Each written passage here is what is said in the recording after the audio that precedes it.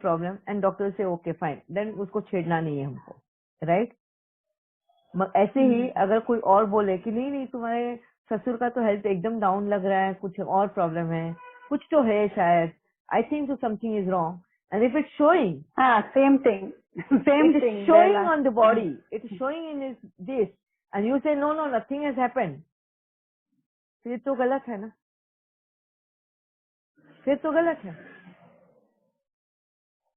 फिर कहीं ना कहीं तुम किसी का विश्वास ही खो रहे हो, वो तुम्हें कोई भरोसे से पूछ रहा है और तुम झूठ बोल रहे हो,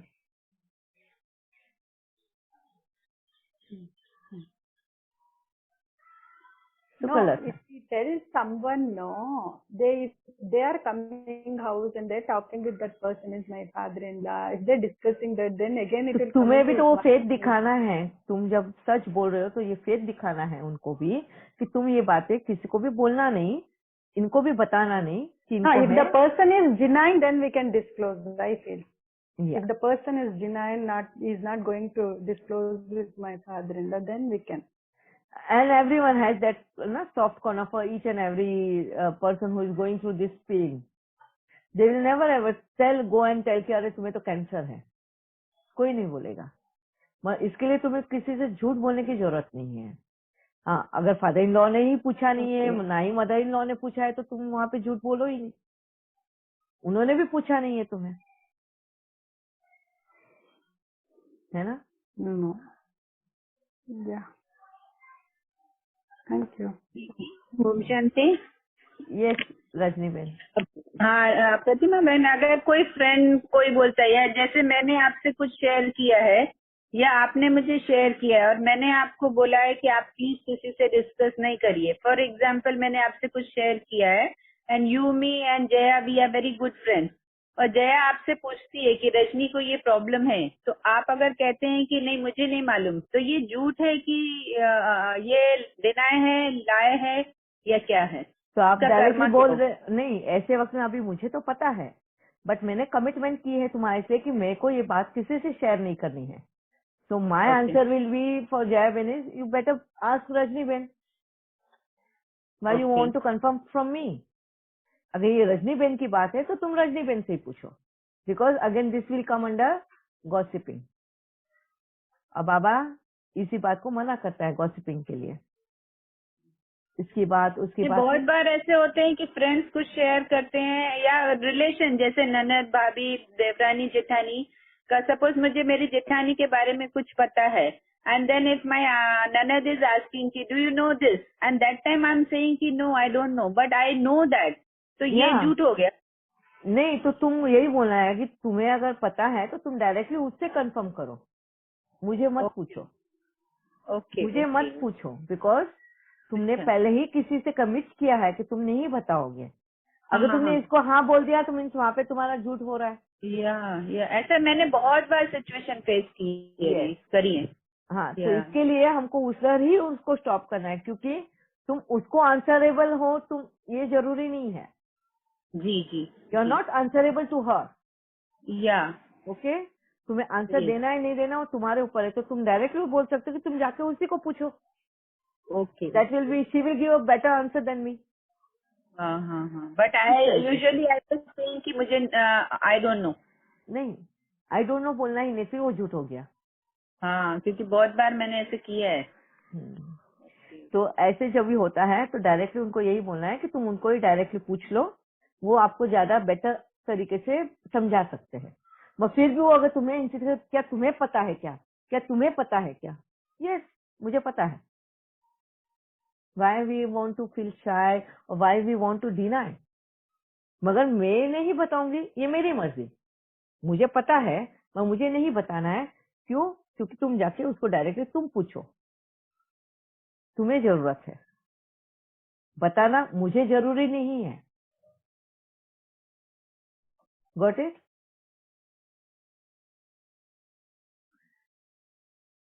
तो बहुत सारे ऐसे सिचुएशन है जहाँ हम झूठ बोलते हैं कभी। हाँ जी, मुझे भी एक क्वेश्चन पूछना है। हाँ जी, हाँ जी। मेरी आवाज क्लियर है आपको?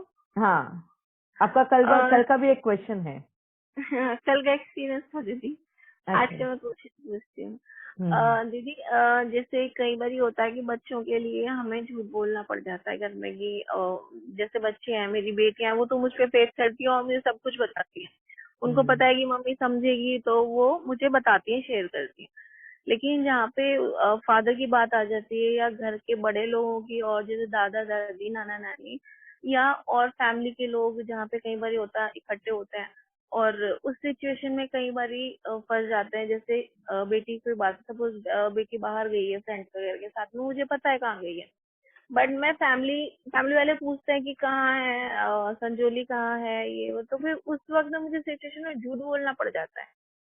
क्यों? तो इसलिए क्योंकि वो नहीं समझेंगे, फिर वो बेटी के लिए बोलेंगे कि नहीं बाहर है वो, और मतलब जो भी है उनके उनके थॉट्स बहुत ज्यादा चलेंगे। और जैसे नाना नानी है, वो तो डांट ही देंगे उसको, वो घर आएगी तो वो डांट खाएगी फिर उसके बाद। और चाहे वो टाइम पे भी आ जाए, लेकिन वो डांट खाएगी, मुझे पता है। और सब लोगों के सामने डांट खाएगी तो वो बहुत ज्यादा फिर कि सिचुएशन खराब ना हो जाए, क्योंकि बेटी फिर कुछ रिप्लाई कर दे या तो वो नाना नानी को पसंद नहीं आएगा, या नाना नानी कुछ ज्यादा बोल दें, या नाना नानी के सपोर्ट में और लोग भी बोल दें साथ में, तो वो चीज बेटी को पसंद नहीं, और कहीं ना कहीं मुझे भी हर्ट करेगी। तो इस वजह से कई बार झूठ बोलना पड़ जाता है। तो उस सिचुएशन में क्या करें? और जैसे आपने बोला कि जैसे फादर वादर की बात हुई, जैसे फादर ने मुझसे कुछ पूछा बच्चे के बारे में, तो मैं उनको ये बोलूं कि आप डायरेक्ट उनसे बात करो, उससे पूछो आप। तो हाँ, तो बट कहीं मुझे पता है कि, लेकिन फिर वो उसको पूछेंगे बेटी को, और मुझे पता है कि बेटी झूठ बोल रही है फादर को, ठीक है ना, और मेरे सामने बोल रही है, तो फिर मैं उस सिचुएशन में क्या करूँ? चुप रहूं? नहीं, यही तो है हमारा। मैंने बताया ना कि कहीं ना कहीं हम खुद ही अपने बच्चों को ऐसे संस्कार डाल रहे हैं, या कहीं ना कहीं हम खुद झूठ बोल के उन बच्चों को वही रास्ता दिखा रहे हैं। अभी जैसे वो अगर आपको बता के गई है कि वो पिकनिक पे जा रही है या बर्थडे पार्टी पे जा रही है, एंड जहाँ पे शायद हो सकता है कि तुम्हारे घर में वो माहौल नहीं है कि लड़के और लड़कियां एक साथ में पार्टीज में जाएं या पिकनिक पे जाएं ना। कुछ पुराने रिजर्व ख्यालों के लोग होते हैं, हमारे जो पूर्वज होते हैं, हमारे ना सीनियर्स जो होते हैं, वो उनको नहीं पसंद आता है कि लड़के लड़कियां साथ में घूमें। मगर अभी की सिचुएशन के हिसाब से अगर हम देखें तो माहौल बाहर ऐसा है कि एक वेरी कॉमन है। अभी हमको तो अपने बच्चों को संभालने के लिए उनको हाँ बोलना पड़ता है कि जाओ तुम, क्योंकि हमें भरोसा है अपने बच्चों पर, ठीक है। मगर मेरे माँ बाप को भरोसा नहीं है उनके ऊपर, और वो अगर पूछे कि तेरी बेटी कहाँ जाती है रोज शाम को, किधर जाती है घूमने को, या कभी उन्होंने उसको कहीं पे देख लिया और आके वो तुम्हें पूछ रहे हैं कि मैंने तो आज उसको वहां पर देखा, वो कोई लड़कों के साथ में उधर खड़े होके पानी पूरी खा रही थी, फिर ऐसी सिचुएशन जब आएगी तब आप क्या करोगे? उस वक्त तो आपने झूठ बोल के बोल दिया कि नहीं नहीं वो इधर जा रही है उधर जा रही है, मगर कभी अगर तुम्हारे माँ बाप ने अगर देख लिया कि अरे तुम्हारी बेटी तो वहां पे वो कर रही है, और आके जब तुम्हें वो पूछे तो फिर तुम क्या करोगे ऐसे सिचुएशन में? क्योंकि उस वक्त तो तुमने साथ दे दिया अपने बेटी का, झूठ बोल के उसकी बात उस वक्त छुपा दी। अब यहाँ पे क्या करोगे? समझ में आ गया दीदी, इससे भी समझ में आ गया। उस वक्त मैं सच बोलूंगी उनको और उनको जवाब दूंगी कि भाई नहीं है ये चीज गलत, आप इस चीज को क्यों गलत कह रहे हो, या क्यों तो वो चीज पहले ही करनी है।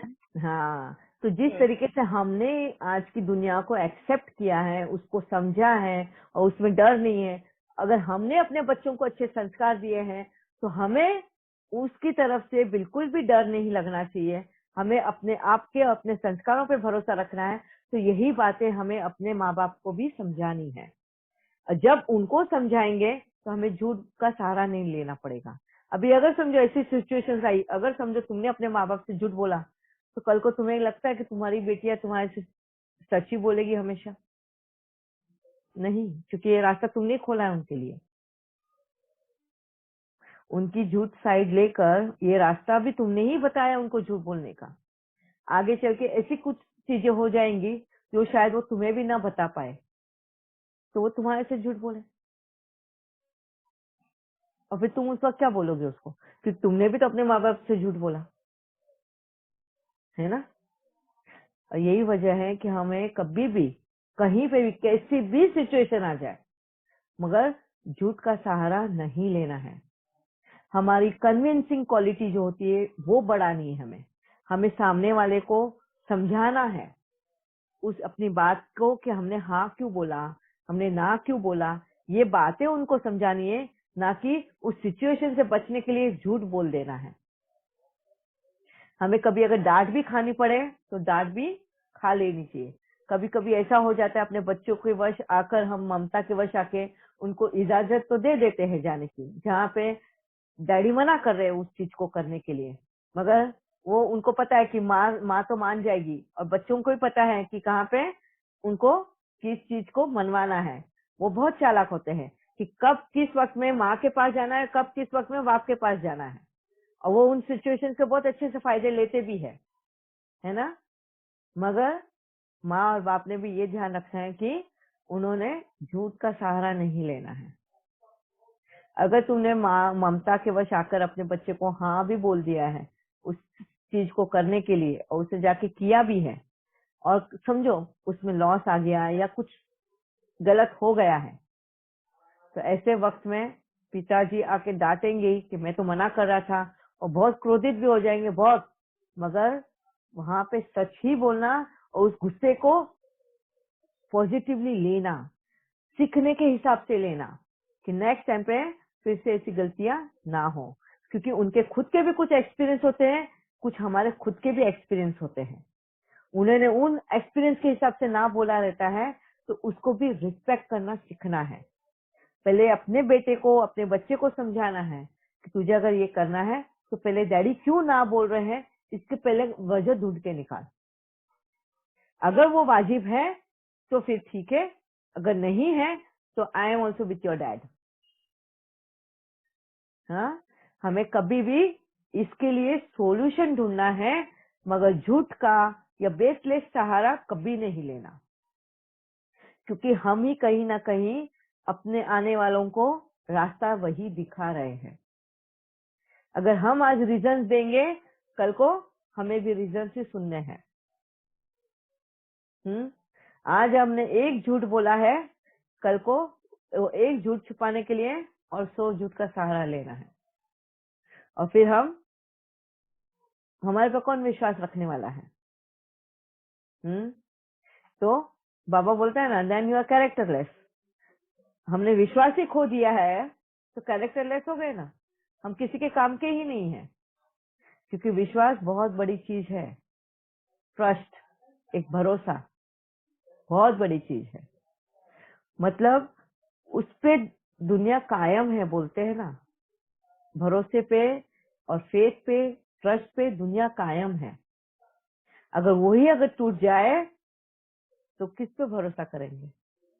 हम खुद ये क्वेश्चन करते हैं फिर सबको, हम करे तो करे, किस पे भरोसा करें इस दुनिया में, कोई भी हमारा नहीं है। हम खुद बोलते हैं ना, और यही बातें हम बाबा को भी बोलते हैं, और हम किसी अपने पे भी भरोसा नहीं करते, और बाबा के सामने जाके बाबा को बैठ के बोलते हैं ये सब बातें। बाबा को चिट्ठी लिखेंगे और जाके डब्बे में डालेंगे, और क्या यही बात हमारे में हिम्मत है हमारे अपनों के साथ में बोलने की, हमारे हस्बैंड को, हमारे बच्चों को? कभी हम उनके सामने बैठ के अपनी गलतियों को एक्सेप्ट करने की हिम्मत रहती है? नहीं। हम बाबा के साथ में रखते हैं। क्यों? क्योंकि बाबा आके कभी किसी को बताने वाला नहीं है। ये फेथ है हमें बाबा पे। हमारा जो भी कुछ है वो बाबा कभी किसी के भी सामने बताएगा नहीं। ये भरोसा है हमें भगवान पर। बस आज उसी पे एक भरोसा है हमारा, और किसी पे भी नहीं है, क्योंकि आज हमने सबका भरोसा तोड़कर बैठे हैं। हम खुद अगर सबका भरोसा तोड़ा है, और यही वजह है कि आज हम किसी पे भी भरोसा कर नहीं सकते, है ना। तो जब बाबा ने मेरे साथ में स्टार्ट किया था मेरे लेसन्स मुझे सिखाना, तो सबसे पहले बाबा ने मेरे से यही बातें रिवील कराई सबके सामने। जहाँ मैंने झूठ बोला हो जहाँ मैंने तोड़ मरोड़ के सच बोला हो या कुछ भी हो, मुझे सबसे पहले कन्फेस करना था सबके साथ कि मैंने यहाँ मैंने ऐसी गलतियां की हैं, अपने फायदे के लिए मैंने ये सब किया है। मेरे हस्बैंड, मेरे बच्चे, ये सब, और मुझे वो ताकत दी है फेस करने के लिए, क्योंकि आगे चल के मुझे सरकाजम मिलने वाला है।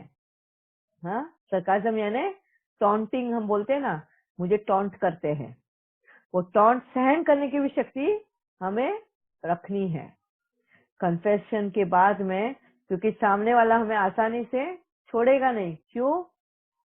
क्योंकि जिस वक्त हमने झूठ का सहारा लिया, कहीं ना कहीं हमने उनका लॉस किया है उस झूठ के पीछे। उस वक्त तो हमने अपना फायदा किया, पर सामने वाले का लॉस किया है ना, सामने वाले का भरोसा तोड़ा है। तो उस भरोसे का तोड़ने की हर्जाना तो भरना है, हमें लोगों के टॉन्ट सहन करने हैं, सुनना है, हमको झूठी झूठी झूठी करके ये बातें भी सुननी है, तब तक सुननी है जब तक हम इस कर्म से निकलते नहीं हैं, और हमें तब तक वो सर्टिफिकेट नहीं मिलता कि ये सच बोलती है। एक बस नाम, अगर कोई कुछ बोले, अच्छा ये बात प्रतिमा बहन ने बोली है, अगर उसने बोला कि नहीं ये प्रतिमा बहन ने बोली है, तो आके मुझे पूछे आपने ये बोला है, और अगर मैंने ये बोल दिया कि यस मैंने बोला है, तो बस उसने साइन कर दिया या उसने हाँ बोल दिया। यही मेरी कमाई कि मैंने वापस से लोगों का भरोसा जीता है। क्यों जीता? क्योंकि उस दौर से मैं गुजर कर आई।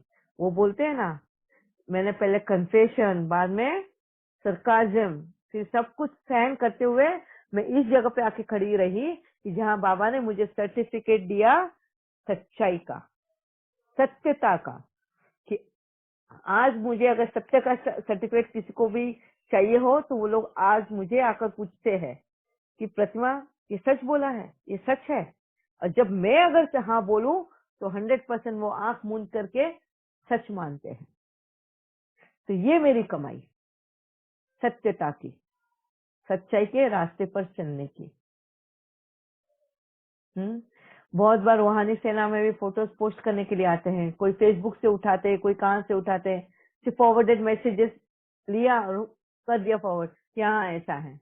एक बार ऐसे ही आया, एक आदमी एक बच्ची को लेके खड़ा है स्टेशन पे, और क्या आया वो फॉरवर्डेड मैसेज कि ये बच्ची को किडनैप कर रहा है। मेरे बाबा ने मुझे बोला कि उसको पूछ कि तेरा क्या रिलेशन है इसके ऊपर, तेरे को कहाँ से ये फोटो मिला है, और वो कब किडनैप हुई है, ये फोटो कैसे मिला। जब उसको पूछा तो उसे बताया कि नहीं ये तो फेसबुक पे पोस्टेड था, तो मैंने फॉरवर्ड कर दिया। और थोड़े दिनों बाद बाबा ने मुझे वो पोस्ट नहीं करने दिया। थोड़े दिनों बाद जिसने भी ये पोस्ट किया, उसको उसकी गलती का एहसास हुआ, और उसने बताया क्या कि ये तो उसी की बच्ची है, वो तो स्टेशन पे था, कहीं ट्रैवल करने जा रहे थे तो गोदी में उठाया हुआ था। तो बस किसी को ऐसे प्रैंक करने का सूझा, फोटो निकाला, लिख दिया ये किडनैपर है। सोचो ऐसे प्रैंक्स के भी कितने पे करने हैं। अगर समझो मैंने उस वक्त में ये फोटो रूहानी सेना में पोस्ट कर दिया होता और बाद में ये प्रैंक खिलकर आया रहता, तो कौन विश्वास करता मेरे ऊपर। तो ये बातों पर भी बहुत ध्यान देना पड़ता है। इसके लिए मैं जब भी फोटो पोस्ट करना होता है, मैं बाबा को पूछती हूँ, बाबा ने बोला है तभी मैं पोस्ट होता है। बाबा कभी कभी बहुत बार ऐसा करता है कि सिर्फ तू ही प्रकाश दे, जरूरत नहीं है पोस्ट करने की। अब वो क्यों बोलता है वो उसी को पता है, मगर बहुत बार ऐसी चीजें होती हैं। तो बहुत संभल कर चलना होता है हमें। यस मनीषा बहन। दीदी, बाबा मुरली में जो बोलता है कि युक्ति युक्त होकर चलना है, तो फिर इससे वो कैसे रिलेट करना है? युक्ति युक्त होकर चलना है मतलब के हमें इस सच्चाई के रास्ते पे जब चलना होता है ना, उस पे बहुत बाधाएं आती है। कभी किसी को समझो, फॉर एग्जाम्पल हम तो इस श्रीमत पे चल रहे हैं, वहां हमारा परिवार नहीं चलता, ठीक है। अभी मेरे फॉर एग्जाम्पल मैं दे रही हूँ, ऐसा होता नहीं है, मैं एज एन एग्जाम्पल आपको बता रही हूँ। समझो किसी ने कॉल किया है मेरे हस्बैंड के मोबाइल पे, मेरे हस्बैंड को वो फोन उठाना नहीं है, अवॉइड करना है, मगर उसको आंसर देना जरूर है, ठीक है। तो मुझे बोल रहे हैं कि वो उठा और उनको बोल दे कि मैं कहीं और हूँ या मैं कुछ काम कर रहा हूँ, जबकि वो टीवी वॉच कर रहे हैं। तो मैंने फोन उठाया, मैंने बोला उनको कि आप थोड़ी देर के बाद फोन करिएगा, at present he is engage. क्या बोला मैंने? At present he is engage. तो क्या ये सच है या झूठ है? सच है, सच है। Yes. Because he's engaging in watching TV. No, you're not Yes. telling any lie. Yes. Yes. तो इसको बोलते हैं युक्ति युक्त कल चलना। युक्ता इसको बोलते हैं युक्ति युक्त चलना, ताकि हमको सामने वाले का भी मन रखना है, जिसको फोन आया उसको भी झूठ नहीं बोलना है। हाँ, हमारी श्रीमत जो हमने बाबा ने हमको सिखाई है उसको भी नहीं तोड़ना है। तो इसको बोलते हैं युक्ति युक्त चलना। ओके दीदी, अभी मतलब अभी आपने जो एग्जांपल दिया उस पर से मुझे अभी याद आया कि कई बार ऐसा होता है कि अगर मेरा कोई फोन आता है और अगर मैं नहाने गई हूँ तो विश्वेश या नितिन दोनों को ना मैं नहाने गई हूँ ये पता नहीं उन्हें शर्म आती है। तो वो बोलते हैं कि नहीं माँ ना अभी पास में फ्रेंड के पास गई है, वो मोबाइल घर पे रख के। तो अभी इसको क्या करें? तो उनको ये बताना है कि क्यों। फर्स्ट थिंग तो उनको समझाना है ये बातें। बहुत बार होता है ऐसा, तो उनको ये बात समझाने की शर्म क्यों आनी चाहिए हमको कोई भी बात बताने के लिए, है ना। टॉयलेट भी गई तो ठीक है, टॉयलेट गई है और ये नेचुरल है। ये हम ऐसे नहीं कि हम एक ही अकेला इंसान है जो टॉयलेट जाता है, बाकी तो कोई नहीं जाते हैं और वो छुपाने वाली बात है, isn't it? तो ये उनको अगर वो ऑकवर्ड पोजीशन लगता है बताने के लिए, तो you have to make them ना, उसको सूदिंग, उसको कंफर्टेबल बताना है उनको कि कोई बात नहीं, अगर आप बोल भी देते हो नहाने गई है तो कोई बात नहीं। वो क्यों ऐसा करते हैं, क्यों बोलते हैं कभी भी। ये एक बाबा ने मुझे एक बात बताई थी एक बार कि जैसे मेरे हस्बैंड भी हैं, उनको भी ऐसी बातें अगर बतानी हो फोन पे तो उनको शर्म आती है। कौन सा वो मेन सिचुएशन कभी होता है ये, अभी जैसे मैंने बताया कि हम घर से ही रेस्टोरेंट चलाते हैं, तो वो मेरे हेल्पिंग हैंड है, बहुत बड़ा हेल्प है उनका मेरे को, ठीक है। और ऐसे वक्त में जब फोन आ जाता है या कोई हमें बुलाने आता है, समझो फ्लोर पार्टी है या कुछ, तो वो वहां पे झूठ बोल देंगे कि नहीं प्रतिमा थक गई है ना, अभी बाद में करेंगे, हम बाद में आएंगे या नहीं आएंगे या कुछ भी ऐसे रीजन बोलेंगे। बट वो ये नहीं बोलेंगे कि हमारी ऑर्डर चल रही है, हमारी रेस्टोरेंट की ऑर्डर चल रही है और वो अभी नहीं आपको अटेंड कर पा रही है या फोन नहीं ले पा रही है। नहीं, क्यों? मैंने उनको एक दो बार पूछा भी, बोले कि नहीं मुझे नहीं अच्छा लगता है ये बताने के लिए, क्या हम ऑर्डर कर रहे हैं ये बताने की क्या जरूरत है। बोले मैं इस बात से शर्म ही क्यों आती है कि हमको ये बताने के लिए कि हम रेस्टोरेंट के ऑर्डर अगर अटेंड कर रहे हैं। बोले कि नहीं सब लोगों को ऐसा लगेगा कि अरे हम तो दुबई से आए, ये आए और फिर अभी हमको काम करने की क्या जरूरत। मतलब ये हो गया झूठा गुरूर जो है वो पालने का। मैंने बोला क्या हुआ उसमें, अगर आज अंबानी और ये भी काम कर रहे हैं और आके अगर वो घर में भी काम करे तो क्या उनका ये नीचे हो जाएगा, स्टेटस के नीचे आ जाएंगे वो।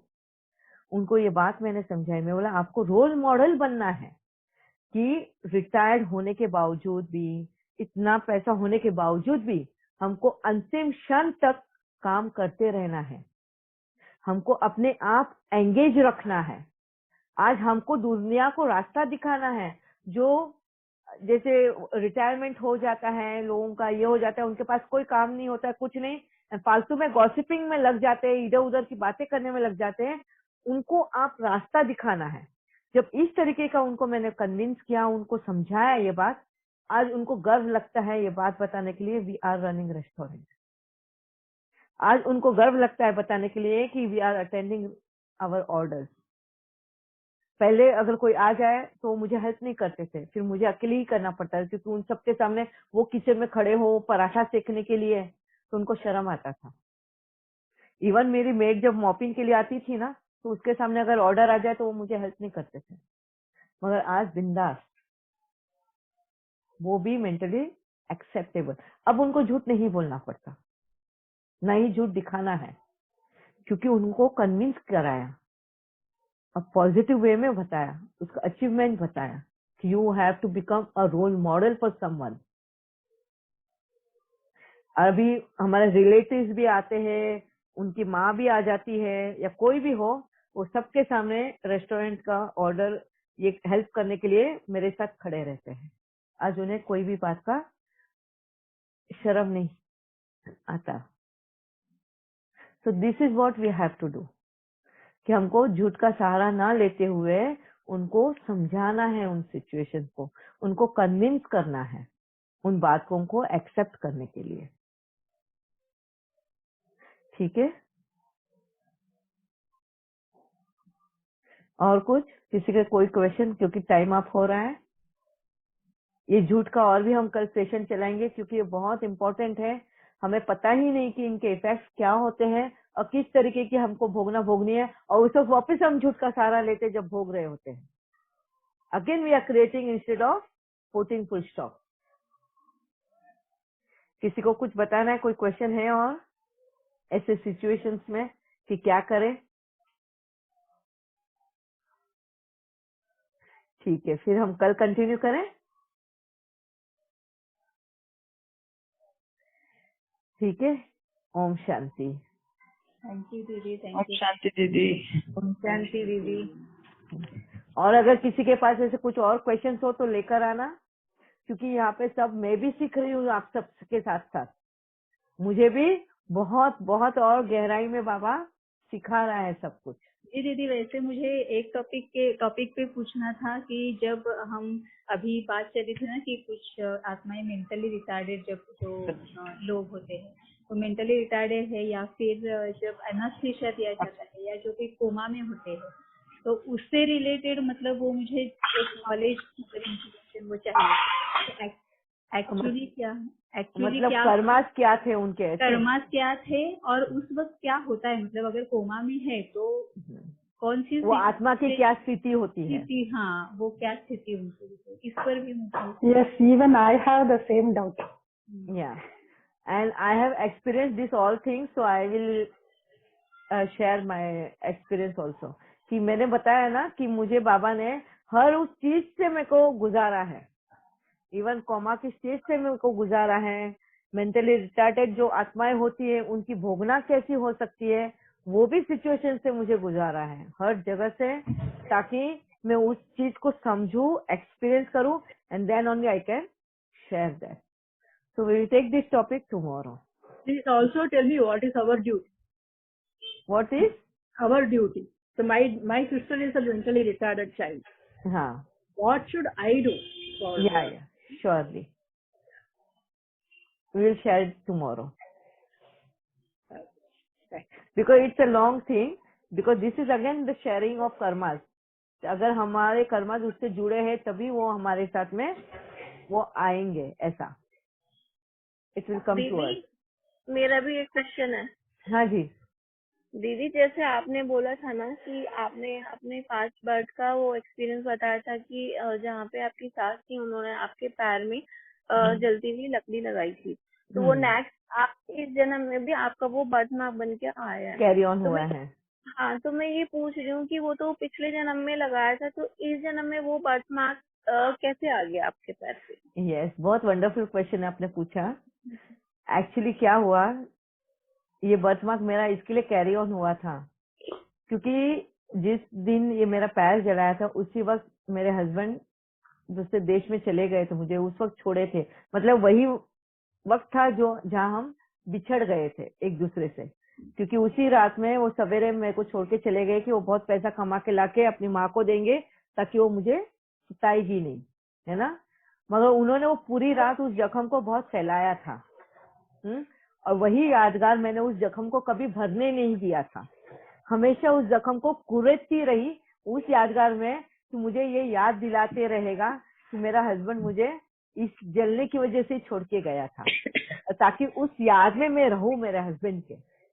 हाँ, मेरा ध्यान कहीं और न भटके, कहीं और किसी के इसमें ना जाए, तो वो मैं उसी इसमें रहूं और वो एक यादगार मेरी रहे मेरे साथ में। इसके लिए उस जख्म को मैं हमेशा कुरेदती रही।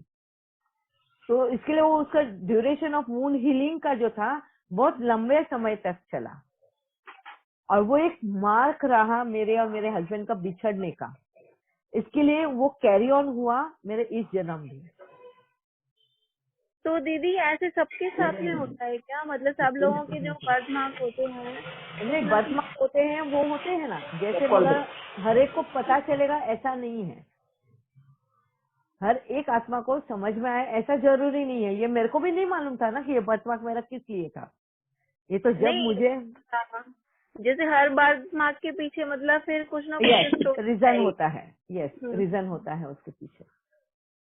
और बहुत बार आपने देखा होगा कि बहुत लोगों की जब वो पास्ट रिग्रेशन के वो स्टेशन में जाते हैं तो उसमें उनको पता चलता है। किसी ने चेस्ट के ऊपर उसके बर्थ मार्क्स थे, ठीक है, और वो पास्ट रिग्रेशन आपने अगर देखा होगा, पिछले टीवी पे आता है ना राज पिछले जन्मों का, उसमें बहुत बार के इसमें आया हुआ है। तो उन्होंने जब भी वो उसमें से बाहर आके उन्होंने बताया तो उन्होंने वाकई में बताया कि उनकी बॉडी पे वैसे ही बर्थ मार्क्स इस जन्म में भी कैरी ऑन हो रहे हैं। जैसे किसी ने उनको गोलियां मारी थी और उसमें से वो बचे, फिर सरवाइव किया and then they left the body, ऐसा कुछ हुआ है।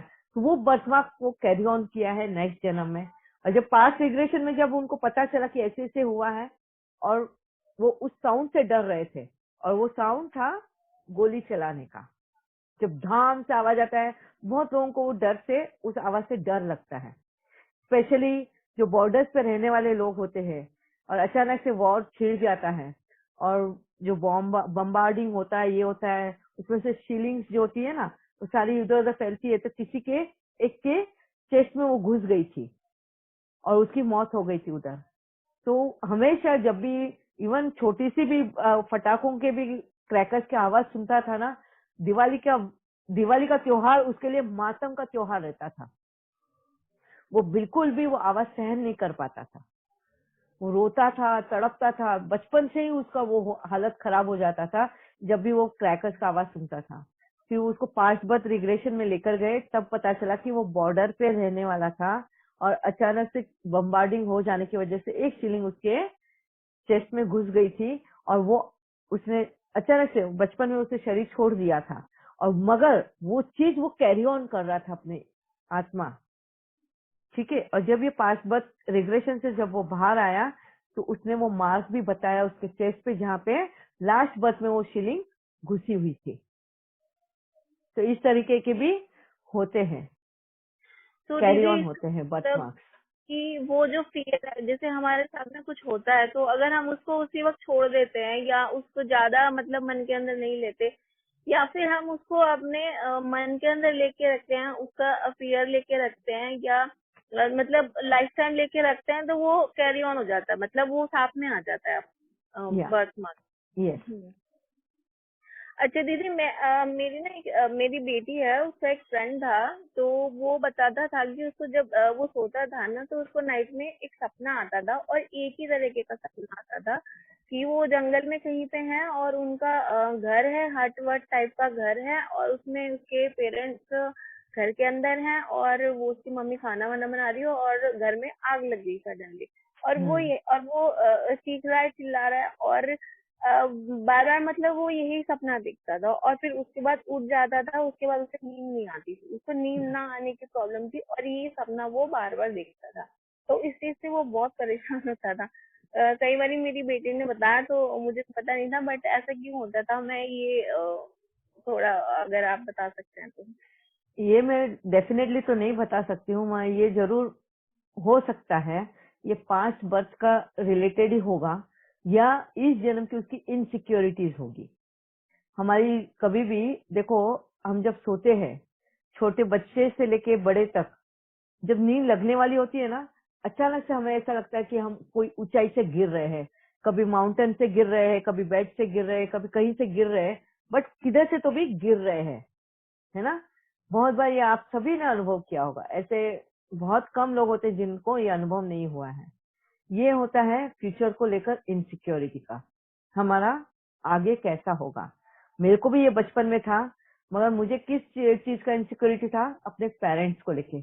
अगर मैं अपने पेरेंट्स को खो दूं तो, अगर मैं उनसे बिछड़ जाऊं तो फिर मेरा क्या होगा ना। ये इनसिक्योरिटी वो बिल्ड करता था कि मैं कहीं ऊपर से नीचे गिर रही हूँ ना, कहीं मैं एकदम जंगल में अकेली खड़ी हूँ और कोई मुझे नजर नहीं आ रहा है, या कहीं मैं ट्रेन में ट्रेवल कर रही हूँ। ज्यादातर मुझे ये सपना आता था कि मैं ट्रेन में ट्रेवल कर रही हूँ, मैं इस तरफ की ट्रेन से जा रही हूँ, इस तरफ की ट्रेन में चढ़ गई और वो ट्रेन इस तरफ जा रही है, और मेरी फैमिली इस तरफ की ट्रेन में बैठी है और वो इस तरफ जा रही है।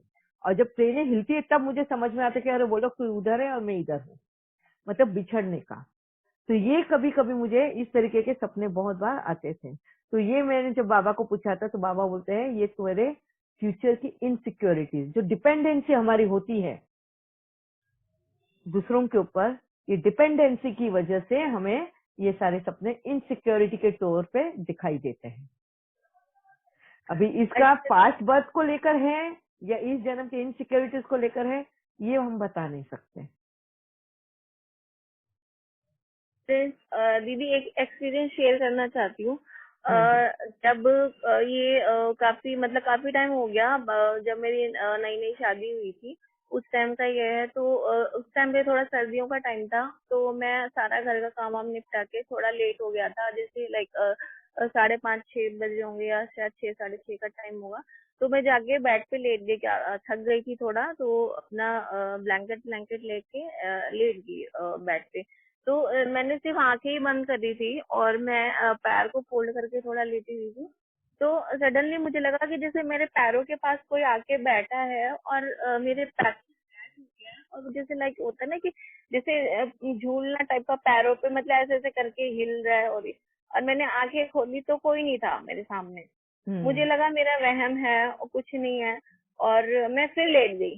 फिर लेटी तो दोबारा वही हुआ, मुझे लगा शायद मेरे हस्बैंड आ गए हैं। तो फिर मैंने देखा तो कोई नहीं था। फिर मैं दोबारा से लेटी आंखें बंद करके, तो फिर क्या हुआ, सडनली मेरे दोनों हाथ किसी ने पकड़ लिए और मेरी आंखें बंद है और मैं उससे खूब फाइट कर रही हूँ, उसको छुड़ा रही हूँ, अपने हाथों को मैं छुड़ा नहीं पा रही हूँ। और फिर थोड़ी देर बाद जब मैं फाइट करती रही, फिर उसके बाद वो चीज उसने मुझे अपने आप ही छोड़ दिया। मुझे नहीं पता था वो क्या था क्या नहीं था।